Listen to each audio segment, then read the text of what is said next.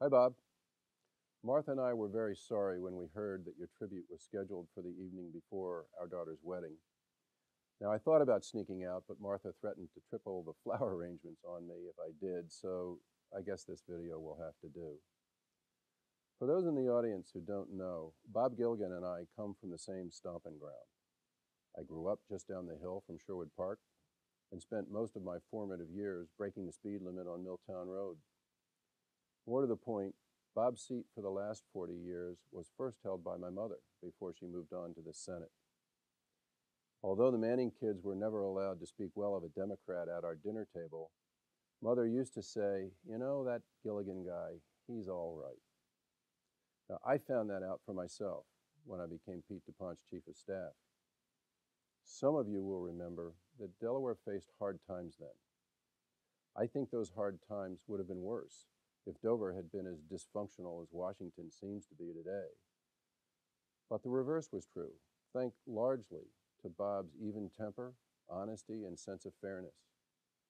We knew Bob would fight for his caucus, but that he would also be a force for compromise when impasse seemed unavoidable.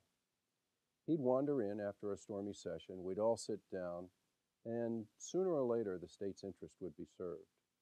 And you could always trust Bob. Bob and I crossed paths again when I became president of the Red Clay School Board. I have to say, throughout all the new things we did in Red Clay, from choice to charter schools, even to getting sued by the state board, Bob remained the district's best friend. One memory stands out.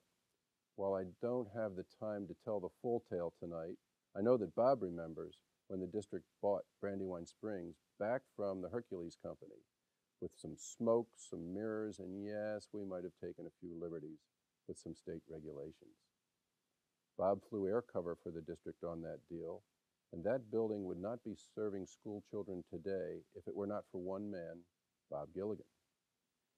You know, many public figures retire and memory of them fades, except perhaps over a few beers when it comes time to tell some tall tales. Bob's legacy will be different, and it should be.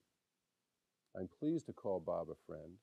I'm grateful for the lessons he taught me, and I'm proud to honor him tonight. Thank you, Bob, for being a great Delawarean.